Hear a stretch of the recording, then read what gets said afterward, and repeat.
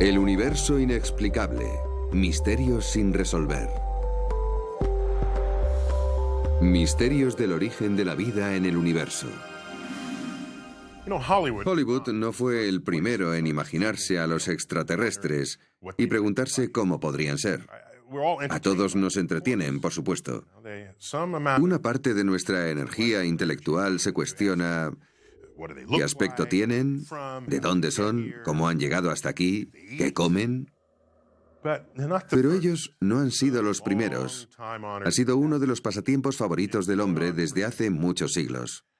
De hecho, para ver un ejemplo, vamos a echar la vista atrás hasta el siglo XVII con el brillante científico Christian Huygens, un físico, astrónomo, matemático y filósofo holandés, un hombre renacentista. Y entre los logros de su carrera está la invención del reloj de péndulo. Alguien tenía que hacerlo. Pero no solo eso, él fue el primero en estudiar los anillos de Saturno a través de un telescopio hasta el punto de identificarlos como anillos. Antes de Huygens, la gente solo veía unas manchas de luz alrededor del globo de Saturno sin saber identificar lo que veían. Esos son solo dos elementos clave en su extensísimo currículum. Bien, a finales del siglo XVII, la física de Newton estaba echando raíces. A pesar de haberse descubierto décadas atrás, aún estaba en periodo de prueba y la gente empezaba a aplicarla. Sin embargo, la biología era todavía un campo académico en ciernes. En su gran obra de finales del siglo XVII, Los mundos celestiales descubiertos, de 1696, Huygens hizo una analogía entre Júpiter y la Tierra. En dicha analogía, afirmaba que obviamente Júpiter tiene una atmósfera al igual que la Tierra. Y si había una atmósfera, entonces quizás también habría un clima. Y si hay un clima, entonces habrá lluvia. Y si hay lluvia, habrá océanos. Y si hay océanos, surge la cuestión de qué querrá hacer la vida con esos océanos. Si vivieras en Júpiter, querrías moverte de algún modo. ¿Cómo lo harías? ¿Tendrías barcos? Por supuesto. ¿Y cómo navegarías? Pues con velas. ¿Y cómo controlarías esas velas? Necesitarías algún mecanismo para hacerlo. Necesitarías cuerda. Si ya tienes la cuerda, ¿de qué material estaría hecha? De modo que de toda esta línea de razonamiento dedujo que cualquier forma de vida que hubiera en Júpiter nacería del cáñamo. Interesante, pero demuestra la enorme importancia que damos a cómo podría ser la vida en otros lugares, y en esa teoría se da en realidad un prejuicio cultural que casi no podemos evitar, porque lo único que sabemos es sobre nosotros mismos cuando pensamos en otra vida en el universo. Y ese prejuicio cultural se sirve de nuestros propios valores y tecnologías para deducir qué formas pueden tener los demás de desplazarse. Y no solo esto. Si nos fijamos en el capítulo inicial de Los mundos celestiales descubiertos, vemos que es una celebración de la física newtoniana. Se completa con las bien entendidas órbitas planetarias. Habla del tamaño de las órbitas, sus formas. Habla de cuán brillantes son los planetas. Y además emite sus propias valoraciones sobre lo rocosos que pueden llegar a ser. Y no solo eso, sino que el libro tiene una tabla plegable que muestra la disposición de todo el sistema solar. Y en dicho capítulo, por cierto, no hay ninguna mención a Dios. A pesar de que solo un siglo antes, las leyes de la física de Newton, su teoría sobre la gravedad en el movimiento, todavía no se había inventado, todavía no había sido descubierta, de modo que las órbitas planetarias aún eran un misterio en aquel entonces. Pero aquí, donde no hay ningún misterio para Huygens, no hay mención de Dios. Pero en cambio, cuando se plantea la vida en el sistema solar, plantea preguntas que no puede responder. Además, enumera los misterios biológicos de la época, tales como la complejidad de los orígenes de la vida. Bien. Algo está claro, y es que la física del siglo XVII estaba más avanzada que la biología del siglo XVII, y por eso Huygens solo invoca la mano de Dios cuando el misterio prevalece. Supongo que nadie negará que hay algo más de artificio, algo más de milagro en la producción y crecimiento de las plantas y animales que en montones de cuerpos inanimados. por el dedo de Dios y la sabiduría de la divina providencia, es por ello mucho más claro manifestado que en los otros.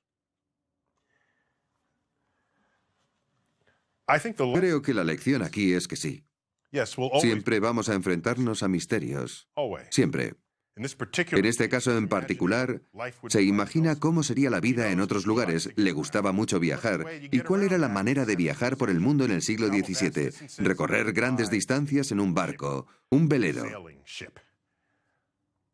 Así que se imaginaba a los extraterrestres en sus barquitos de vela. Hoy en día, ¿cómo nos imaginamos a los alienígenas? Ya no vienen navegando, sino en sus naves espaciales, porque hoy tenemos naves espaciales. Lo que nos lleva a preguntarnos si dentro de unos siglos, con los nuevos aspectos de nuestra cultura y nuestra civilización, estaremos aplicando esas novedades al transporte de los extraterrestres del futuro. Orígenes. La pregunta más difícil que se puede plantear en una investigación científica es ¿cuál es el origen de una cosa? Y es un reto, se involucre o no la vida en dicha cuestión. Y es por una razón obvia. Prácticamente todo lo que hemos estudiado en la vida ya existía. Así que se puede estudiar su pasado y observar su presente. Y tal vez extrapolarlo a su futuro. De ese modo, se construye una línea de tiempo de su vida. Así es como se hace. Pero, ¿cómo empezó todo?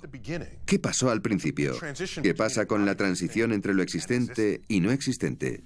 En el universo, el conocimiento del nacimiento de nuestro Sol normalmente sería completamente inaccesible, porque ¿cómo vamos a remontarnos hasta esa época? No podemos. Afortunadamente, existen miles de millones de estrellas en nuestra galaxia, en todas las fases de la vida y la muerte. Así que podemos utilizarlas como representación de nuestros pensamientos sobre el Sol. Podemos deducir cómo nació el Sol. Y podemos deducir cómo nacieron los planetas que lo rodean observando cuidadosamente las enormes nubes de gas y polvo que hay en nuestra propia galaxia. Esto requiere telescopios especiales, por supuesto, no solo para ver la superficie de las nubes, sino mediante longitudes de onda de la luz para cavar más profundo y ver dónde está toda la acción. Pero con la vida en la Tierra, por lo que sabemos, solo hubo una génesis. Y si solo hubo una, no hay manera de comparar otras formas de vida que nacieran por separado de la nuestra, que tengan diferentes orígenes. Regresemos entonces. Vamos a imaginar que en algún momento hubo una conversión de moléculas orgánicas inanimadas en las que se incluyen elementos tales como el carbono, el hidrógeno, el oxígeno y el nitrógeno. Estos son los elementos tradicionales de lo que llamamos la química orgánica. En algún punto, hubo una transición de moléculas inorgánicas a seres animados que se reproducen. Eso debió de suceder hace unos 4.000 millones de años. Y esa transición, hoy en día, sigue siendo inaccesible para nosotros y, por lo tanto, sigue siendo un misterio. Debido a esto, cuestiona en gran medida nuestros esfuerzos por duplicar ese fenómeno en el laboratorio.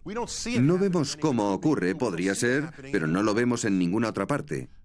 Ahora, el árbol de la vida moderna tiene un nivel de profundidad y complejidad que Darwin, e incluso quizás los profesores de biología de tus padres, ni siquiera reconocían. Por lo que sabemos, gracias a nuestras mediciones, toda la vida en la Tierra tiene una herencia genética común. A eso nos referimos con el árbol de la vida. Todos salimos de una rama y conforme retrocedemos en el tiempo, hay cada vez menos ramas y se llega a un punto en el que solo hay una rama. Un ejemplo sencillo, si excavas lo suficiente atrás en el tiempo, encontrarás el ancestro que comparten dos personas en la Tierra, su pariente común.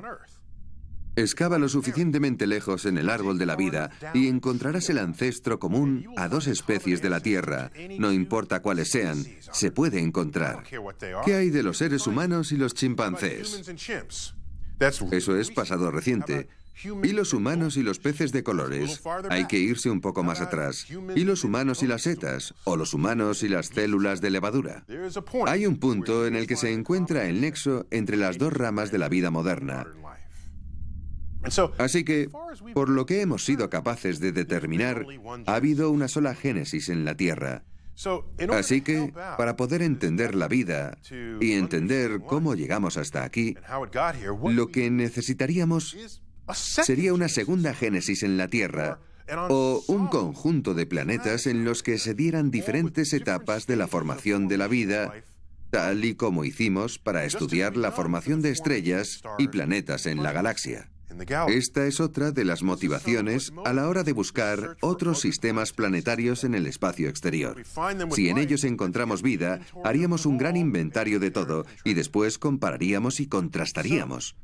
Así que lo que tenemos que preguntarnos, no obstante, es, puesto que en la Tierra todo sucedió muy deprisa, todo lo deprisa que se puede esperar se llevó a cabo en un par de millones de años, ¿por qué no ha habido un segundo árbol de la vida en la Tierra, o varios, coexistiendo en paralelo?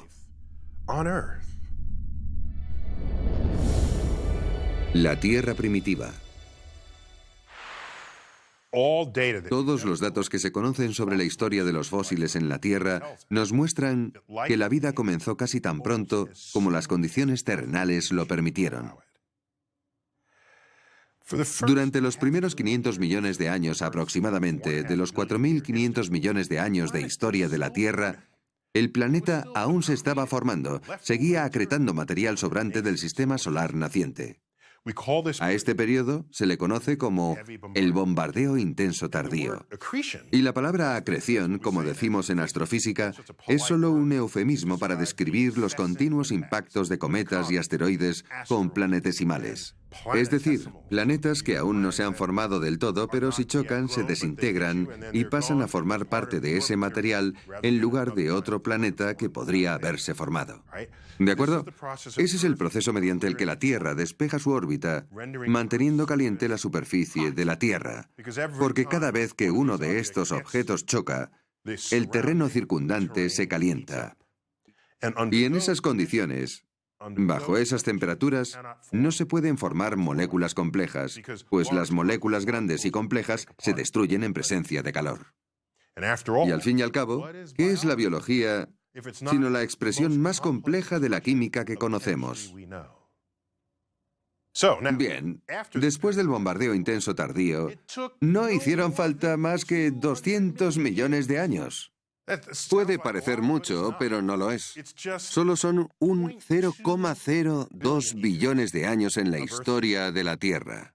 Empecemos a contar el tiempo tras el periodo del bombardeo intenso tardío. Y ahora nos preguntamos, ¿cuánto tiempo se tarda en obtener la primera prueba de vida en la Tierra? 200 millones de años. Es decir, una vez que la Tierra se enfrió para permitir la formación de moléculas complejas, para empezar. Así que me veo tentado a preguntarme si la vida se formó tan rápido en esa época, prácticamente tan pronto como era posible, entonces, ¿por qué no se sigue formando vida en esta tierra fértil recién nacida? ¿Por qué no puede haber múltiples orígenes genéticos de la vida? ¿Por qué no hay múltiples árboles de la vida coexistiendo, formándose, muriendo y volviendo a formarse? 4.000 millones de años es mucho tiempo. Si ocurrió, si de verdad hubo árboles de la vida simultáneos, no hay rastro de ello. Y si fue así, nuestro árbol de la vida fue mucho más fructífero en la explotación de los recursos de la Tierra que cualquier otro árbol de la vida que pudiera haber estado compitiendo con nosotros. Y al final, fue nuestro árbol de la vida el que ganó. No estábamos allí en aquel entonces, pero los fósiles nos hablan de un solo árbol de la vida, de modo que realmente no podemos saberlo. Extremófilos. Una de las ramas del árbol de la vida que se ha establecido hace solo un par de décadas es la comunidad de organismos conocidos como extremófilos. Y como su nombre indica, se trata de amantes de los ambientes extremos. Unos ambientes que nosotros, los humanos, encontraríamos hostiles e incómodos. Lejos queda la época en que nos imaginábamos que toda vida en la Tierra requería de un lugar cálido, a temperatura ambiente, para poder evolucionar. Los extremófilos prosperan en temperaturas altas, bajas, con alta acidez o baja acidez, alta presión o baja presión, todo tipo de ambientes extremos. Estos organismos pueden con todo. Les va bien.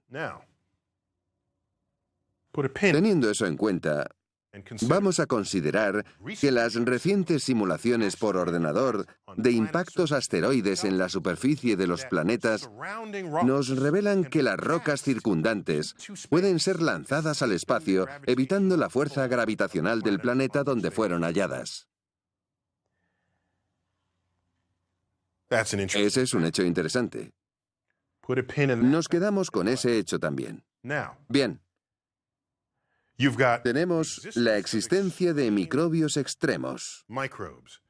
Los microbios que pueden prosperar en ambientes extremos. También tenemos rocas que pueden lanzarse al espacio interplanetario, lo que les permitiría algún día aterrizar en otros planetas con el tiempo debido. Los cálculos muestran que, por ejemplo, rocas de Marte han llegado hasta la Tierra, rocas de la Tierra han ido a parar a la Luna y a Marte, y así sucesivamente por todo el sistema solar. Ahora, hay pruebas que demuestran que hubo agua líquida en el Marte primitivo. Pruebas verídicas. Pero Marte está completamente seco hoy. Pero miremos las características de su superficie. Hay cauces secos que serpentean. Y hay llanuras aluviales y lechos de lagos. Todo completamente seco hoy. Seco como una pasa. Algo malo sucede en Marte. No sabemos qué, pero algo malo. En su día, sin embargo, suponemos que Marte fue todo un oasis. Por lo tanto, puede ser cierto que Marte fue húmedo y fértil mucho antes de lo que lo fue la Tierra. De ser así, quizás cabe la posibilidad de que hubiera bacterias polizones en Marte, escondiéndose en los rincones y grietas de las rocas que salieron disparadas al espacio. Algunas de esas rocas pudieron haber hecho el viaje desde Marte a la Tierra. Supongamos que tenía una gran diversidad de microbios, microbios de los que les gustan los entornos cálidos, así como microbios que pueden prosperar en condiciones adversas.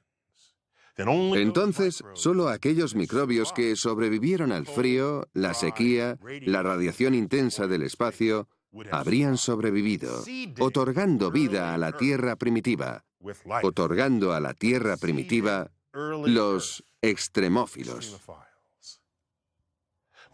Esto se conoce como panspermia. Y ello implica, si es cierto, que toda la vida de la Tierra desciende de los marcianos. Iralidad de la vida. Todo esto nos lleva a un par de preguntas interesantes, en mi opinión. Supongamos que encontramos vida en Marte y se basa en un ADN. Podrían darse dos posibilidades. O bien que la vida allí tenga ADN en común con la vida en la Tierra. Esa es la prueba irrefutable de que somos descendientes de los marcianos. Pero supongamos que tiene ADN y no hay un código genético en común. Eso nos revelaría que el ADN puede ser una molécula fundamental de la vida.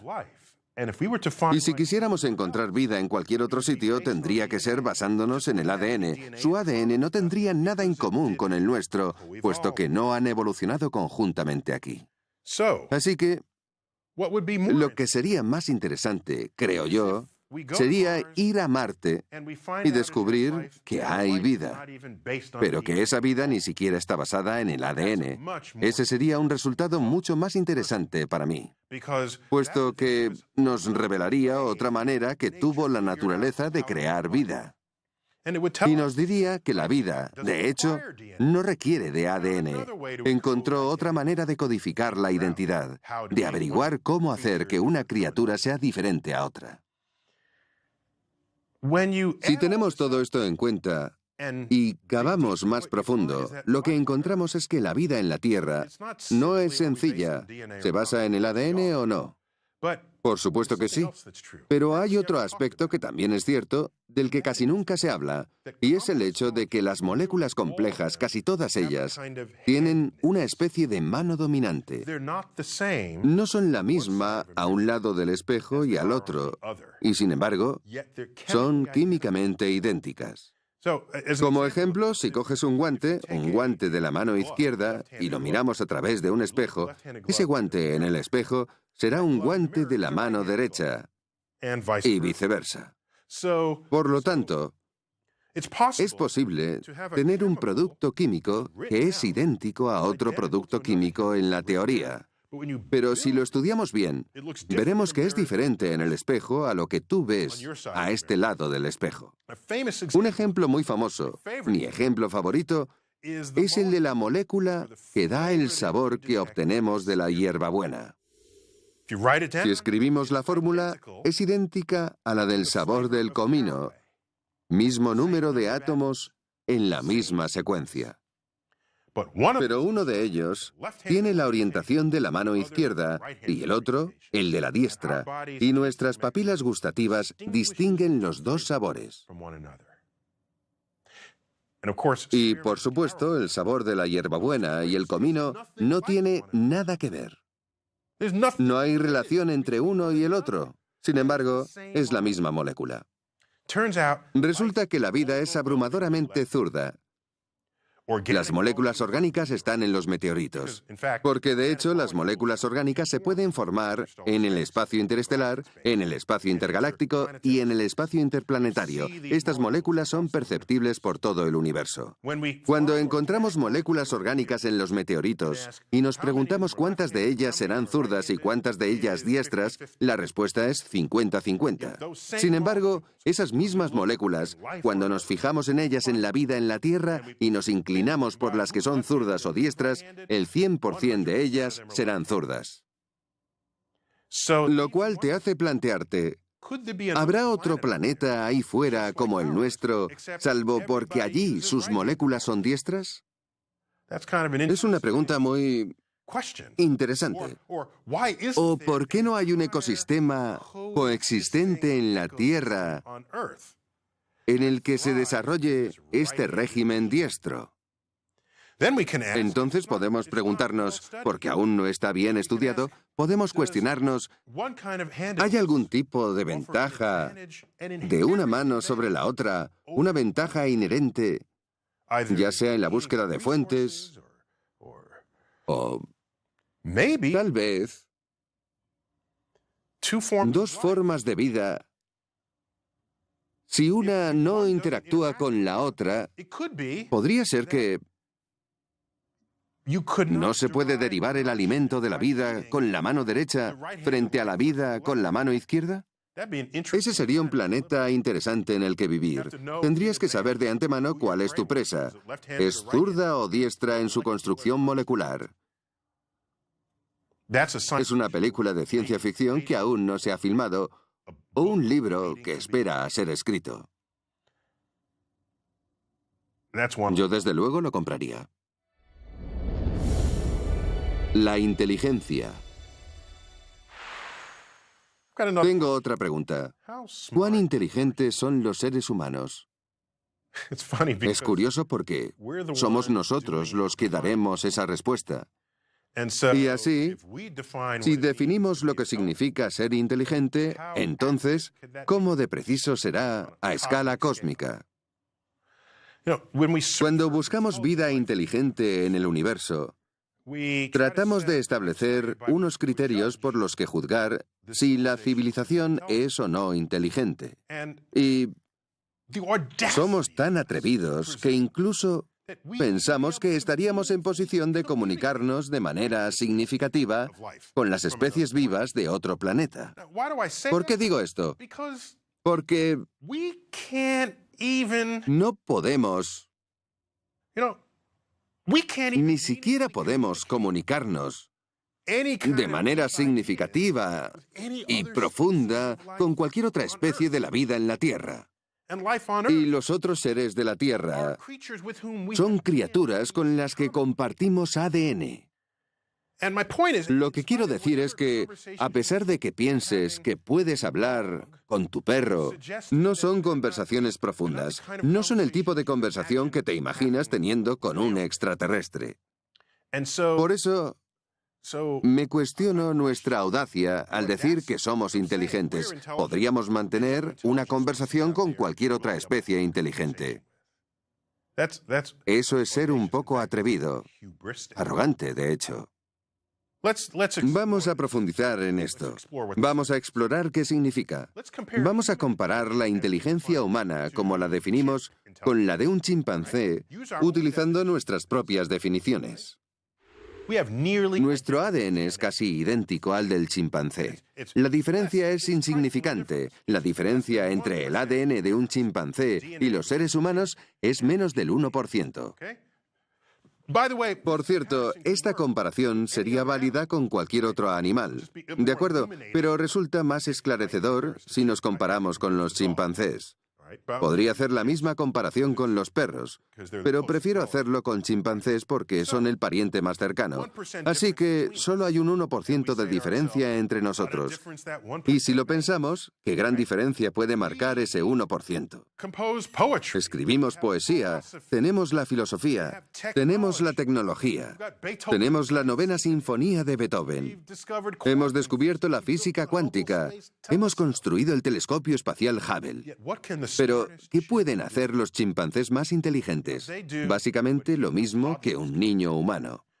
Incluso se les da bien algún lenguaje de signos rudimentario. Tal vez sean capaces de apilar cajas para llegar hasta un plátano o algún otro objeto de interés. Los niños también pueden hacer eso. Sin embargo, ese es el comportamiento de los chimpancés más inteligentes. Una vez más, estamos definiendo lo que consideramos ser inteligente. Ahora, imagina si quieres una especie de vida, una especie alienígena tal vez. Seguramente su inteligencia genética sea un 1% superior a la nuestra. Así como nuestra inteligencia es un 1% genéticamente superior a la del chimpancé.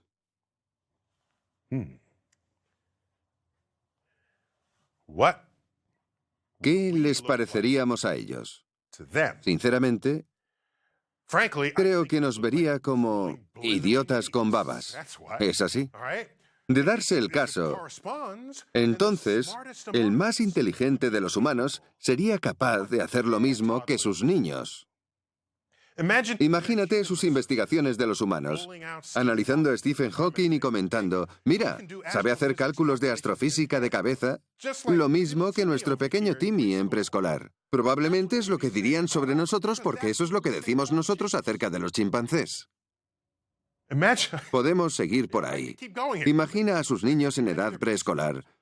Traerían a casa sus óperas recién compuestas para colocarlas en la puerta de la nevera, y nosotros, en cambio, ¿qué traemos a casa? Collage hechos de pasta. Sus preescolares llevarán a casa derivaciones de cálculo en lugar de dibujos pintados con los dedos. ¿Nos considerarían inteligentes esas especies? ¿Nos esclavizarían y nos meterían en un zoológico? ¿Nos daríamos cuenta siquiera si lo hicieran? De hecho, ¿es la Tierra un zoológico para su propio entretenimiento? Si son mucho más inteligentes que nosotros, sería solo un ejercicio trivial en su cultura.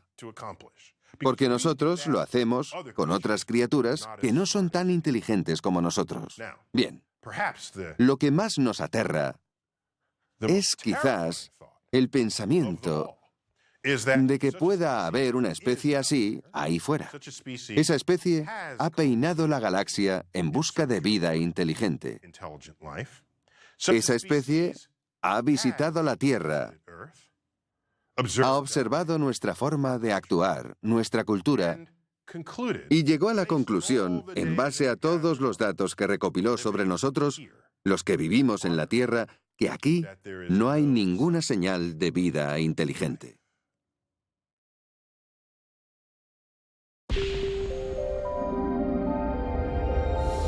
El universo inexplicable. Misterios sin resolver.